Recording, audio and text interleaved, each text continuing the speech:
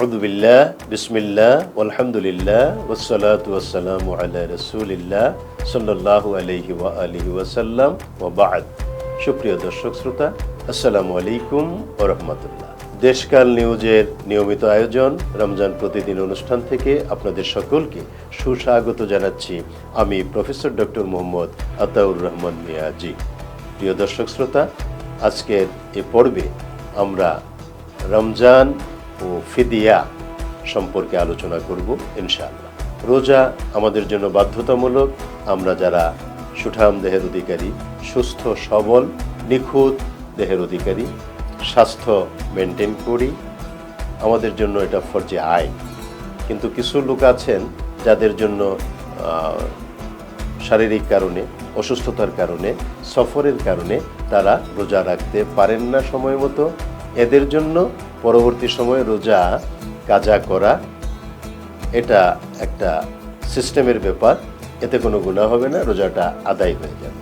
কিন্তু এমন কিছু লোক আছেন, বার্ধক্য যাদের উপর ভর করে আছে, বয়স 80, 90, 100 ওই রকম, এবং বার্ধক্যজনিত কারণে নানাবিধ অসুস্থতায় তারা সময় অতিবাহিত করেন, তারা রোজা রাখতে পারেন না, এবং এমন অবস্থা হয় যে পার্মানেন্টলি রোজা রাখার মতো শারীরিক যোগ্যতা, মানসিক যোগ্যতা তারা হারিয়ে ফেলে।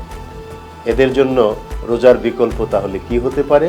এটাই হলো মূল আলোচ্য বিষয়। রাসূল করিম সাল্লাল্লাহু আলাইহি ওয়াসাল্লামের নির্দেশনা মোতাবেক ফিকহি সমাধান আমরা যেটা পেয়েছি, ইমামে আজম হযরত আবু হানিফা রাহিমাহুল্লাহ, হযরত ইমাম শাফি রহমতুল্লাহ আলাই, হযরত ইমাম মালিক, হযরত ইমাম আহমদ ইবনে হাম্বল রাহিমাহুমুল্লাহ, এদের প্রত্যেকের বিবরণ থেকে যে কথাটা স্পষ্ট সেটা হলো, কোনো মানুষ যখন বার্ধক্যজনিত কারণে শারীরিক শক্তিহীন হয়ে পড়ে এবং কোনো ক্রমেই রোজা রাখার মতো যোগ্যতা তার থাকে না, তিনি এই পরিমাণ অসুস্থ হয়ে গেছেন এবং ভবিষ্যতে তিনি আর কখনো রোজা রাখতে পারবে না, এরকম আশঙ্কা থাকে, তখন রোজার বিকল্প হিসেবে তার পক্ষ থেকে নিয়মিত ফিদিয়া আদায় করতে হবে। প্রিয় দর্শক, ফিদিয়াটা আসলে কি? ফিদিয়াটা হলো ওই অসুস্থ ব্যক্তির রোজার বিকল্প, এবং সেই বিকল্পটা আপনার এমনভাবে আদায় করতে হবে, আমরা যে ফিতরা, সাদাকাতুল ফিতর আদায় করি, ওই ফিতরের একজনের যে পরিমাণ, ওই রকম ফিতরার পরিমাণগুলো আমাদের নিয়ম মতো হিসাব করে ওইটা আদায় করে দিতে হবে।